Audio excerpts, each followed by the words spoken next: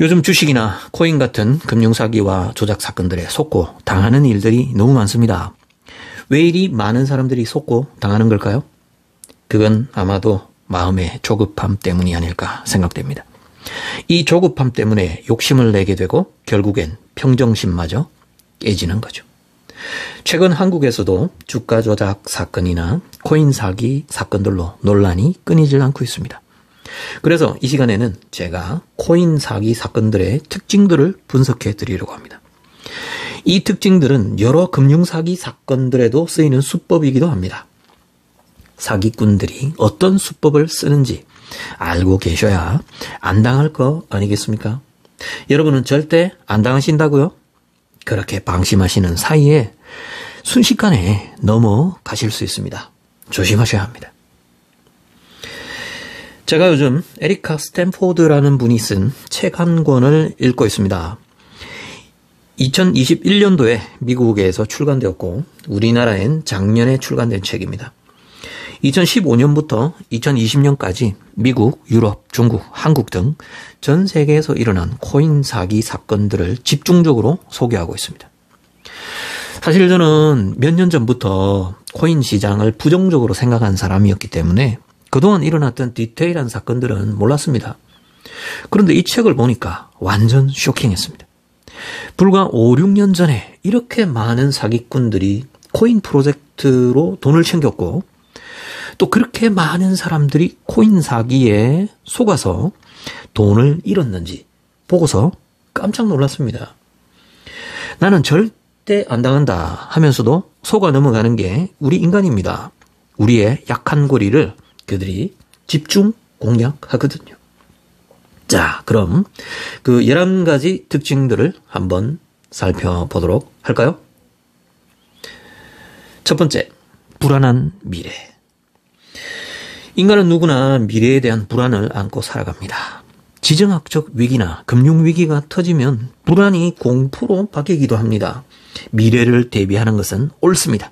하지만 불안한 내일을 미끼로 돈을 낚아채는 무리들이 있다는 것을 항상 기억해야 합니다. 최근에도 한국에서는 V코인, P코인 등 이 노후 자금을 털어가는 사건들이 있었습니다. 두 번째, 고수익. 코인 사기의 대부분은 고배당을 미끼로 사람들을 끌어들입니다. 2016년 2월에 ICO된 비트커넥트 코인은 연 90%에서 570%의 복리 이자를 주겠다고 홍보했습니다.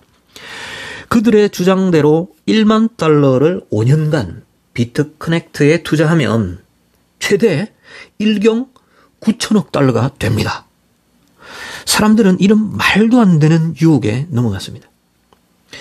비트커넥트만큼의 터무니없는 수익률은 아니더라도 온갖 보상과 토큰으로 사람들을 현혹하는 코인들이 많았습니다. A코인을 사서 예치하면 B토큰을 준다는 식의 약속이었습니다. 요즘도 이런 암호화폐들이 있습니다. 토큰 보상이나 배당 이자를 준다고 해서 모든 코인이 사기는 아닙니다.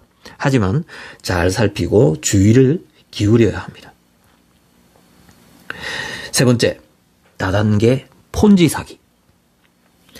다단계 사기에 당해보신 경험이 있는 분들을 주위에서 아마도 보신 적이 있을 겁니다. 합법적인 네트워크 마케팅과는 조금 다른 겁니다. 같은 피라미드 구조의 사업이지만 다단계는 대부분 폰지 사기입니다. 폰지 사기는 아랫돌 빼서 윗돌 쌓는 식의 돌려막기 사기의 형태를 말합니다. 피라미드 하부 구조의 신규 회원들에게 받은 돈으로 상부 구조에 있는 기존 회원들에게 수익을 배분하는 방식이죠. 코인 다단계 사기에도 이 수법이 많이 쓰였습니다. 원코인 사건이라는 게 있었는데요. 이 원코인 사건에서도 이호르라는 사람이 이끄는 유명한 다단계 조직이 원코인 마케팅에 가담했었고 비트커넥트도 핑코인도 다단계 형태로 사람들을 끌어들였습니다. 2018년 6월 중국과 한국 그리고 전 세계로 퍼져나간 플러스 토큰 프로젝트도 다단계 폰지 사기였습니다. 당시 중국에서는 새로운 P2P 금융 투자로 알려지면서 사람들에게 선풍적인 인기를 끌었습니다. 플러스 토큰은 추천인의 하위 10단계까지 신규 회원이 유입될 때마다 추천 수당을 지급했습니다.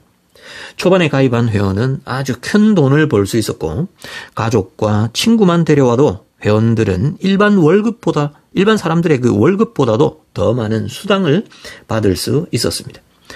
사람들은 이런 손쉬운 돈벌이에 소외당하지 않기 위해 열광적으로 플러스 토큰에 돈을 태웠습니다. 시작한 지 1년도 안 돼요. 플러스 토큰은 500달러 이상을 예치한 가입자를 400만 명이나 확보했습니다. 플러스 토큰은 위챗 단체 채팅방과 대대적인 할인 행사 등의 입소문 마케팅을 적극 활용해서 이렇게 엄청나게 많은 사람들을 끌어들였습니다. 네 번째, 사이비 집단 같은 분위기. 코인 사기꾼들은 사이비 종교 집단같이 공동체와 믿음을 강조하기도 했습니다. 루마니아 출신 원코인의 창시자 루자 박사는 마치 교주와 같은 카리스마로 미국과 유럽 그리고 전 세계 사람들을 현혹했습니다. 원코인 투자자들의 모임은 열정적인 성도들의 집회와 같았습니다. 원코인과 투자자들은 우리는 서로 가족이라며 공동체라고 강조했습니다. 자신들을 반대하는 사람들은 질투를 하는 것이거나 이해력이 떨어지는 안티이거나 회사를 문 닫게 하려는 정부의 선전이라고 강조했습니다. 원코인에 대해 과도하게 의문을 제기하는 구성원은 집단적으로 괴롭히다가 추방하면 그만이었습니다. 다섯 번째, 구체적인 기술적 설명이 없다. 자신들이 홍보하는 코인을 암호화폐의 왕이라고 선전했지만 블록체인 기술과는 전혀 거리가 먼 코인들도 있었습니다. 블록체인으로 작동하지 않는 코인은 암호화폐라고 부르면 안 됩니다. 암호화폐의 블록체인은 일정 시간 간격으로 블록이 코드화되고 그것을 체인처럼 연결시켜 놓았다고 해서 붙여진 이름입니다. 그렇기 때문에 블록체인 없이 암호화폐가 존재한다는 말은 기술적으로 불가능한 것입니다. IT 기업을 운영하던 컴퓨터 전문가 뷰에르케는 원코인에 블록체인이 없다고 밝혔습니다. 사람들은 기술적인 설명도 제대로 해주지 않는 일방적인 원코인의 주장에 너무 쉽게 넘어갔던 것입니다. 온갖 이벤트에 능하다. 여섯 번째입니다. 미인대회도 개최하고 슈퍼카를 경품으로 내건 이벤트를 열기도 했습니다. 연예인을 동원하거나 인기 가수를 무대에 올려 열광적인 분위기에 도취하도록 만든 코인들도 있었습니다. 일곱 번째, 현금화가 안 된다. 자신들의 코인 생태계를 강조하면서 투자 수익을 달러나 유로로 출금해주지 않는 코인들이 많았습니다. 투자자들은 자신들이 보유한 코인의 가격이 폭등하고 엄청난 수익률과 놀라운 숫자에 현혹되어 현금화할 생각이 아예 없는 사람들도 많았습니다. 코인 사기극이 끝나고 나서야 사람들은 땅을 치고 후회했습니다. 여덟 번째, 먹튀. 코인 사기의 주동자들은 그들의 연극이 끝나면 바람과 함께 사라졌습니다. 원코인으로 가짜 암호화폐의 여왕이 되었던 루자 박사는 어느 날 갑자기 사라져버렸습니다. 비트커넥트와 플러스코인의 진짜 주모자들은 자취를 감춰버렸습니다. 2018년 12월에 캐나다에서 쿼드리가라는 코인 거래소를 오픈했던 제럴드 코트는 거래소에 맡겨진 엄청난 암호화폐를 가로챈 후 개인 키를 숨겨둔 채 인도 여행 중에 죽었습니다. 2억 5천만 캐나다 달러가 잠겨버린 겁니다. 투자자들의 돈이었습니다. 쿼드리가 거래소를 이용하다 돈을 잃은 7만 명의 투자자들은 자체 조사단을 조직해 조사를 펼친 결과 그들이 내린 결론은 제럴드는 죽지 않았다라는 의혹 제기였습니다. 코인 사기극의 주인공들은 시작과 끝이 참 드라마틱합니다. 9번째, 돈 세탁과 해킹. 수많은 코인 사기가 돈 세탁과 연결되어 있었습니다. 원코인은 어떤 국가의 마피아 조직과 연루되어 있었다는 의혹이 제기되었고, 코드리가 거래소는 돈 세탁을 일삼았다는 주장이 제기되었습니다. 2014년 당시 세계 최대의 암호화폐 거래소였던 일본의 마운트 곡스는 100만 개의 비트코인을 보관하던 계좌가 해킹당했습니다. 비트코인 자체는 해킹이 불가능하지만 거래소는 해킹당할 수 있습니다. 비트코인은 탈중앙화 시스템으로 굴러가지만 마운트 곡스는 중앙화 시스템 거래소였기 때문입니다. 10번째, 비트코인 흉내내기. 어떤 코인 프로젝트는 비트코인을 흉내내면서 탈중앙화 암호화폐의 주인공이 될 것이라고 홍보했습니다. 하지만 사기 코인들의 운영은 전혀 탈중앙적이지 않았고 몇몇 주동자들에 의해 코드가 조작되었습니다. 비트코인은 이미 많이 알려진 것처럼 탈중앙화, 거래 기록의 공개, 코드 조작 불가능 등등의 특징을 가지고 있습니다. 그런데 사기꾼들은 이런 비트코인의 장점을 능가하는 새로운 암호화폐가 탄생했다고 홍보했습니다. 그리고 엄청난 투자자들의 돈을 끌어들이고 돈을 후루룩 짭짭 해버린 다음에 사라져버린 사례가 너무 많았습니다. 11번째, 공개 없는 공개. 프로젝트의 주도자들은 돈을 찍어내는 자유를 만끽하면서도 투자자들에게는 사업 진행 과정을 투명하게 공개하지 않았습니다.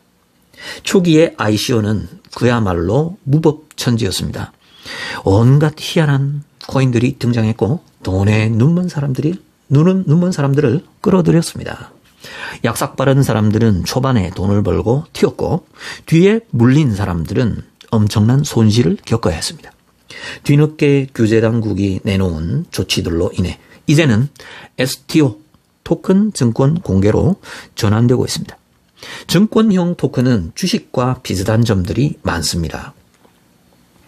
IPO, 기업 공개의 조건이 까다롭듯이 STO, 토큰 증권 공개도 상장 조건이 강화됩니다. 하지만 그동안 아무나 그리고 너무나 쉽고 무책임하게 코인을 만들어 찍어냈던 ICO, 바로 이 코인 공개는 코인 사기의 가장 큰 온상이었습니다. 사기꾼들은 마음껏 코인을 찍어냈고 무슨 사업을 하는지 구체적인 근거도 제시하지 않았습니다. 가장 기본 중에 기본인 재무제표는 절대로 오픈하지 않았죠. 그리고는 추종자들을 배신한 채 유유히 사라졌습니다.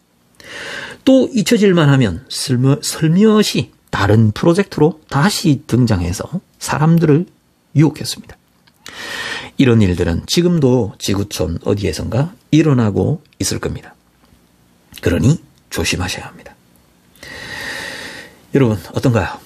왜 이렇게 많은 사기 사건들이 일어나는 걸까요? 인간이라면 누구나 품게 되는 경제적 자유에 대한 갈망과 그걸 좀 더 빠르고 쉽게 이루어보겠다는 욕심 때문이겠죠. 그래서 수많은 위험 신호들이 앞에서 살펴본 것처럼 이런 11가지 특징들과 같은 이런 다양한 위험 신호들이 나타났음에도 불구하고 이런 위험 신호를 무시해버린 채 이 사기꾼들에게 속아 넘어간 것일까요? 정말 안타까운 일들이 너무너무 많았던 것 같습니다. 결론적으로 제가 3가지 말씀을 드리고 싶습니다. 첫째는 국가적 차원에서 투자자 개인을 보호할 수 있는 합리적인 규제 법안을 만드는 것이 중요합니다. 지금 유럽 그리고 미국, 우리나라, 전 세계 국가들이 이런 개인 투자자들을 보호할 수 있는 규제 법안들을 속속 만들고 있는 상황입니다. 탈중앙화와 자유도 좋지만 이걸 이용해서 사기를 치는 인간들이 너무 많기 때문에 이 개인을 보호할 수 있는 그런 제도적 장치는 너무너무 중요하다고 할 수 있겠죠. 또 국가적으로는 국민들의 기본 생활을 보장해주는 사회적 안전망을 더 확충해 나가야 한다고 생각합니다. 한국은 유럽, 미국, 일본 등 다른 선진국 국민들에 비해서 너무 빈약한 국가적 보장 제도를 갖고 있습니다. 기본소득은 적고 대부분의 은퇴 세대들은 어려운 경제적 상황에 놓여 있습니다. 이 책을 통해서도 확인한 사실이지만 북유럽의 복지국가 국민들은 이런 사기 코인 사건들에 피해를 입은 사례가 적었습니다. 아무리 각자 노생의 시대라지만 국가가 국민들의 경제적 위기를 외면하는 것은 책임 회피인 것입니다. 그리고 마지막으로 우리 개인은 절대로 무리한 투자에 욕심을 부리지 않아야겠습니다. 주변에서 주식으로 얼마를 벌었다, 코인으로 얼마를 벌었다, 이런 말들에 너무 흔들리지 마시고 자족의 평정심을 가졌으면 좋겠습니다. 요즘 따라 저는 이 안분지족이라는 말이 참 소중하다는 생각이 많이 듭니다. 현대인들이 얼마나 마음에 여유가 없고 돈 때문에 예민하고 각박한지 위태롭다는 생각이 많이 듭니다. 여러분, 우리가 좀 적게 쓰고 있는 것에 만족하면서 살아갈 수는 없을까요? 지금 한국은 아시아, 아프리카의 수많은 나라들보다 훨씬 잘 삽니다. 우리나라 하루 일당이 그들 나라 한 달 월급인 경우도 많습니다. 감사한 마음으로 우리 스스로를 그리고 우리 주위를 조금씩만 돌아보면서 살아가면 좋겠습니다. 오늘 방송을 통해서 제가 암호화폐의 흑역사를 들려드린 셈인데요. 그렇다고 해서 모든 암호화폐가 다 사기이고 가짜라고 생각하시지는 않았으면 좋겠습니다. 마치 20년 전 닷컴 버블 시기에 수많은 인터넷 기업들이 생겼다 사라지고 그곳에 투자했던 많은 사람들이 돈을 잃었던 것처럼 암호화폐 산업의 어두움의 그림자를 벗고 새로운 길을 걸어갈 것으로 예상됩니다.